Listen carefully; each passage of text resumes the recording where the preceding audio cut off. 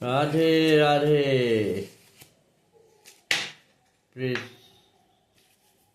सज्जनों, मेरे please subscribers एवं जो मुझे देख रहे हैं, जो मेरे भागवत श्रीमद् भागवत गीता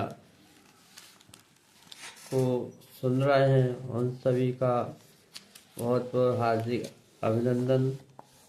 मैं आज आपके सामने अध्याय 4 दिव्य ज्ञान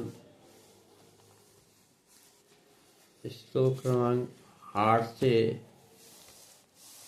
श्री गणेश कर रहा हूँ। आशा है आपको हमारा ये दिव्य ज्ञान अवश्य आपको अच्छा लग रहा होगा। यदि आपको अच्छा लग रहा है तो कृपया प्लीज सपोर्ट करते रहिएगा ताकि हमारा मनोबल और आगे बढ़ता रहे।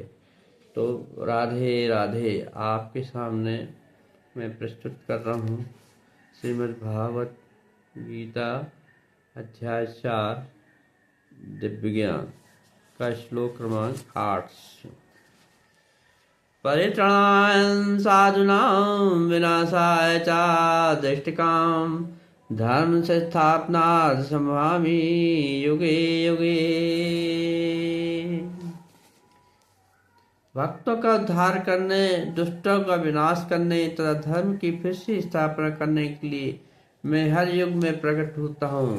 भगवान कृष्ण कहते हैं जब भी अधर्म का विस्तार होता है या बढ़ता है और धर्म का ह्रास होने लगता है तो धर्म की स्थापना के लिए, संतों के उद्धार करने के लिए मैं समय समय पर मैं अवतार लेता हूँ और धर्म की स्थापना करता हूँ और धर्म का विनाश करता हूँ।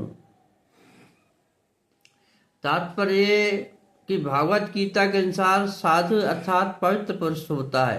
कृष्ण भावनावाद व्यक्ति है। अधार्मिक लगने वाले व्यक्ति में भी यदि पूर्ण कृष्ण चेतना हो तो उससे साधु समझना चाहिए। दुष्टता उन व्यक्तियों के लिए आया है जो कृष्ण भावनामृत की परवाह नहीं करते हैं। ऐसे दुष्ट काम या पदवी मूर्ख तथा अधम व्यक्ति कहलाते हैं, भले ही वे संसारी शिक्षा से विभूषित क्यों न हो। इसके विपरीत यदि कोई 100% कृष्ण भावनामृत में लगा रहता है तो वह विद्वान या संस्कृत न भी हो फिर भी वह साधु माना जाता है। जहाँ तक अनिश्चरवादियों का प्रश्न है, भगवान के लिए आवश्यक नहीं है कि उनके विनाश के लिए उस रूप में अवतरित हो जिस रूप में वे रावण तथा कंस का वध करने के लिए हुए थे। भगवान के ऐसे अनेक अनुचर हैं जो असुरों का संहार करने में सक्षम है, किंतु भगवान तो अपने उन निष्काम भक्तों को तुष्ट करने के लिए, संतुष्ट करने के लिए विशेष रूप से अवतार लेते हैं जो असुरों द्वारा निरंतर तंग किए जाते हैं, सताए जाते हैं, परेशान किए जाते हैं। असुर भक्त को तंग करता है, भले ही वह उसका सगा संबंधी क्यों न हो। यदि प्रहलाद महाराज हिरण्यकश्यप का पुत्र था, किंतु तो भी वे अपने पिता द्वारा उत्पीड़ित थे, सताए हुए थे। इसी प्रकार कृष्ण की माता देवकी यद्यपि कंस की बहन थी, किंतु उन्हें तथा उनके पति वसुदेव को इसलिए दंडित किया गया था क्योंकि उसने कृष्ण का जन्म लेना था। अतः भगवान कृष्ण मुक्त देवकी के उद्धार करने के लिए प्रकट हुए थे, कंस को मारने के लिए नहीं। किंतु वे दोनों कार्य एक साथ संपन्न हो गए। अतः यह कहा जाता है कि भगवान भक्त का उद्धार करने तथा दुष्ट असुरों का संहार करने के लिए विभिन्न अवतार प्रभु लेते हैं। कृष्णदास कविराज कृष्ण चैतन्य चरितामृत के निम्नलिखित श्लोकों से अवतार के सिद्धांतों का सारांश प्रकट होता है। सृष्टि हेतु मूर्ति प्रपंचे अवतरे सईश्वर मूर्ति उतारणम धरे मायातीत परव्यों में सभावस्थान विश्वे अवतारी धरे अवतार नाम। अवतार अथवा ईश्वर का अवतार भगवत धाम से भौतिक प्रकाट हेतु होता है। ईश्वर का वह विशिष्ट रूप जो इस प्रकार अवतरित होता है जिसे अवतार कहलाता है। ऐसे अवतार भगवत धाम में स्थित रहते हैं। जब वे भौतिक सृष्टि में उतरते हैं तो उन्हें अवतार कहा जाता है, मतलब अवतरण होता है। जैसे एक बालक का जन्म होता है, ऐसा प्रभु जी का भी अवतार होता है। अवतार कई तरह के होते हैं। यह था पुरुषावतार, गुणावतार, नीलावतार, शक्यावेश अवतार, मनवंतर अवतार तथा युगावतार। इन सबका इस ब्रह्मांड में कमांसुन अवतरण होता है, किंतु भगवान कृष्ण आज ही भगवान हैं और समस्त अवतारों में उद्गम है। भगवान श्री कृष्ण शुष्क भक्तों की चिंताओं को दूर करने के विशिष्ट प्रयोजन से अवतार लेते हैं, जो उन्हें उनकी मूल वृंदावन लीलाओं के रूप में देखने के उत्सुक रहते हैं। अतः श्री कृष्ण अवतार का मूल उद्देश्य अपने निष्काम भक्तों को प्रसन्न करना भी है। भगवान का वचन है कि प्रत्येक युग में अवतरित होते रहते हैं। इससे सूचित होता है कि कलयुग में भी अवतार लेते हैं। जैसा कि श्रीमद् भागवत में कहा गया है कि कलयुग के अवतार भगवान चैतन्य महाप्रभु हैं, जिन्होंने संकीर्तन आंदोलन के द्वारा कृष्ण पूजा का प्रसार किया और पूरे भारत में इस भावना मत का विस्तार किया। उन्होंने ये भविष्यवाणी की कि संकीर्तन की यह संस्कृति सारे विश्व के नगर नगर तथा प्रेम ग्राम में फैलेगी। भगवान चैतन्य को गुप्त रूप से किंतु प्रकट रूप में नहीं, उपनिषदों, महाभारत तथा भागवत जैसे शास्त्रों के गुह्य अंशों में वर्णित किया गया है। भगवान कृष्ण के भक्तगण भगवान चैतन्य की संकीर्तन आंदोलन द्वारा अत्याधिक आकर्षित रहते हैं। भगवान का यह अवतार दुष्टों का विनाश नहीं करता, अपितु अपनी अहेतु की कृपा में उनका उद्धार करता है। जन्म कर्म चा में दिव्यमेवं यो वेत्ति तत्त्वतः त्यक्त्वा देहं पुनर्जन्म नेति मामेषु अर्जुन। हे अर्जुन, जो मेरे अविभाव तथा कर्मों की दिव्य प्रकृति को जानता है, वह इस शरीर को छोड़ने पर इस भौतिक इंसान पुनः जन्म नहीं लेता है, अब तो मेरे सनातन धर्म को ही प्राप्त होता है। तात्पर्य है छठे श्लोक में भगवान के दिव्य धाम से उनके अवतरण की व्याख्या हो चुकी है। जो मनुष्य भगवान के आविर्भाव के सत्य को समझ लेता है, वह इस भवबंधन में मुक्त हो जाता है, उस भवबंधन से मुक्त हो जाता है। इस शरीर को छोड़ते ही वह तुरंत भगवान के धाम को लौट आता है। और भवबंधन से जीव की ऐसी मुक्ति सरल नहीं होती है। निर्विशवादी तथा योगी जन प्राप्त कष्ट तथा अनेक जन्मों के बाद ही मुक्ति को प्राप्त करते हैं। इतने पर भी उन्हें भी मुक्ति भगवान की निराकार ब्रह्म ज्योति में तदाम प्राप्त करने के रूप में मिलती है। वह आंशिक होती है और इस भौतिक संसार से लौट आने का भय बना रहता है। किंतु भगवान के शरीर की दिव्य प्रकृति तथा उनकी कार्यक्रमों को समझने मात्र से भक्त इस शरीर का अंत होने पर भगवत धाम को प्राप्त करता है और इसे संसार से लौट आने का भय नहीं रह जाता है। भगवान के अनेक रूप तथा अवतार हैं। अद्वैतमच्युतमनादिमनंत रूपम। यद्यपि भगवान के अनेक दिव्य रूप हैं, किंतु फिर वे उदय भगवान हैं। इस तथ्य को विश्वास पूर्वक समझना चाहिए। यद्यपि ये संसारी विद्वानों तथा ज्ञानियों के लिए अगम है, जैसा कि वेदों में कहा गया है, एको देवो नित्य लीलानुरक्तो भक्तव्यापी हृदयंत्रात्मा। एक भगवान अपने निष्काम भक्तों के साथ अनेक दिव्य रूपों में सदैव संबंधित है। इस वेद वचन की स्वयं भगवान ने गीता के श्लोक में पुष्टि की है, जो इस सत्य को वेद तथा भगवान के प्रमाण के आधार पर स्वीकार करता है और सुख चिंतन में समय नहीं गवाता। यह मुक्ति की चरम सिद्धि प्राप्त करता है। इस सत्य को श्रद्धापूर्वक स्वीकार करने से मनुष्य निश्चय रूप से मुक्ति लाभ कर सकता है। इस प्रसंग में वैदिक वाक तत्वश लागू होता है। जो कोई भगवान श्री कृष्ण को परम ब्रह्म करके जानता है या उनसे यह कहता है कि आप वही परम ब्रह्म श्री भगवान हैं, शुभ से अवलंब मुक्त हो जाता है। फलस्वरूप उसे भगवान की दिव्य ज्योति की प्राप्ति निश्चित हो जाती है। दूसरे शब्दों में ऐसा श्रद्धालु भक्त सिद्धि प्राप्त करता है। इसके विषय निम्नलिखित वेद वचन से तमेवं विदित्वाते मृत्युमेति नान्यः पंथा वितर्यानाय। से भगवान को जान लेने से मनुष्य जन्म तथा मृत्यु से मुक्ति की पूर्ण अवस्था प्राप्त कर सकता है। इस सिद्धि को प्राप्त करने का कोई अन्य विकल्प नहीं है, इसका कोई विकल्प नहीं है। यह का अर्थ यह है कि श्री कृष्ण को श्री भगवान के रूप में नहीं मानता, वह अश्री तमोगुणी और मधु पात्र को केवल बाहर से चाटका या भगवत गीता के विद्या पूर्ण सारी विवेचना करके मोक्ष प्राप्त नहीं कर सकता है। ऐसे शुष्क दार्शनिक भौतिक जगत में महत्वपूर्ण भूमिका निभाने वाले हो सकते हैं, किंतु वे मुक्ति के अधिकारी नहीं होते हैं।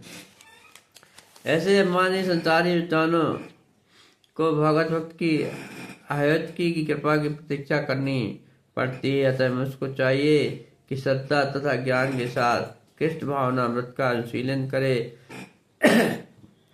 और सिद्धि प्राप्त करने का एक यही उपाय है। हरे कृष्ण हरे कृष्ण। वीतराग भय क्रोधा मनमया माम पास्ततः बहवो ज्ञान तपसा भूता मातम मागता। आसक्ति भय तथा क्रोध से मुक्त होकर मुझ में पूर्णतः तन्मय होकर और मेरी शरण में आकर बहुत से व्यक्ति भूतकाल से मेरे ज्ञान से पवित्र हो चुके हैं। इस प्रकार से उन सबों ने मेरे प्रति दिव्य प्रेम को प्राप्त किया है। तात्पर्य है, जैसा कि पहले कहा जा चुका है कि विषयों में आसक्त व्यक्ति के लिए परम सत्य के स्वरूप को समझ पाना अत्यंत कठिन है। सामान्यतः जो लोग देहात्म बुद्धि में आसक्त होते हैं, भौतिकवाद में इतने लीन होते हैं कि उनके लिए समझ पाना असंभव सा होता है। परमात्मा व्यक्ति भी हो सकता है, एक भौतिकवादी व्यक्ति इसकी कल्पना तक नहीं कर सकता।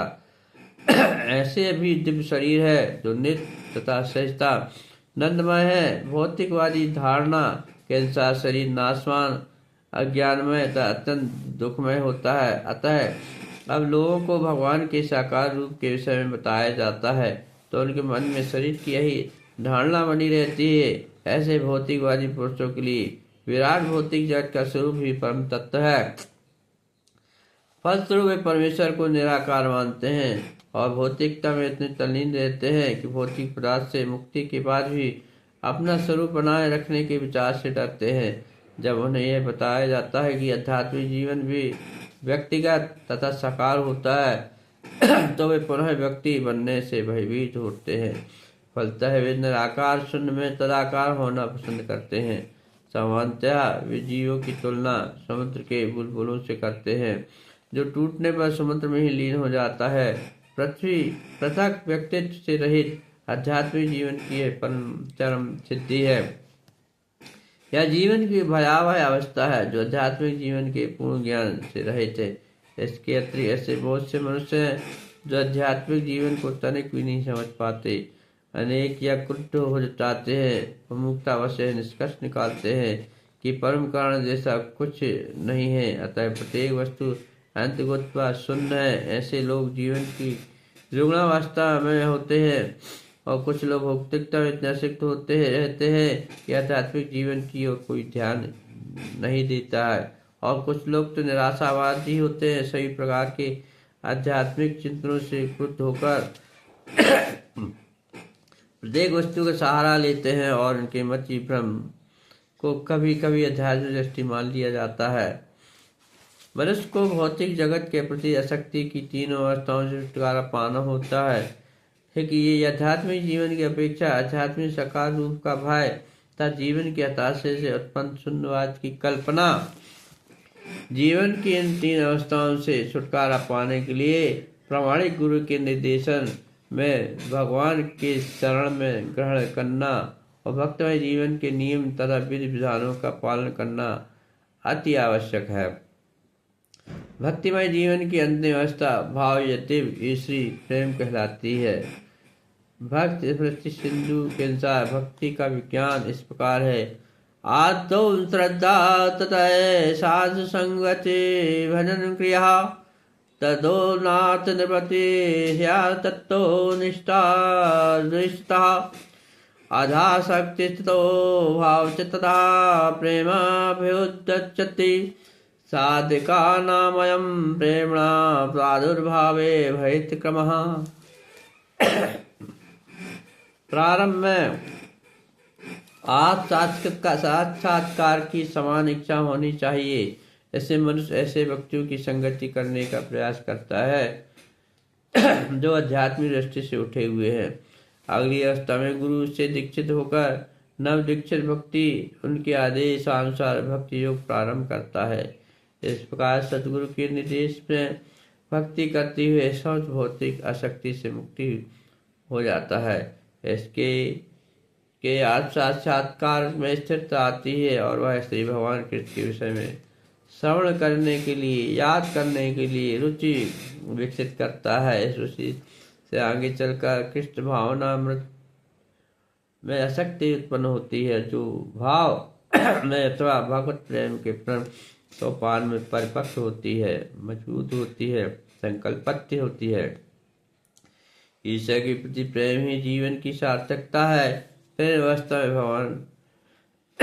अवस्था में भक्त भगवान की दिव्य प्रेम भक्ति में तल्लीन रहता है। अतः भक्ति और समस्त भौतिक आसक्ति व्यक्तिगत आध्यात्मिक स्वरूप के भय तथा शून्यवाद से उत्पन्न हताशा से मुक्त हुआ जा सकता है। तभी मनुष्य के अंत में भगवान के धाम प्राप्त होगा। राधे राधे प्रिय सतनाम। आज की व्याख्या का यही विश्राम किया जाता है। कल पुनः श्लोक क्रमांक 11 से आपके सामने व्याख्या के लिए प्रस्तुत होऊंगा। तो राधे राधे राधे राधे राधे कहते रहियो,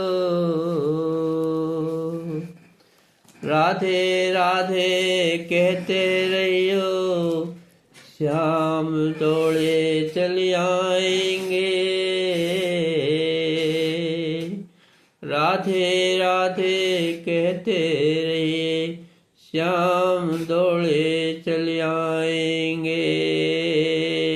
जहाँ राधा है वहाँ श्याम होते हैं। प्रेम का संचार होता है, प्रेम की बगिया खिलती है। राधा और कृष्ण अलग अलग नहीं है, दोनों ही के रूप है।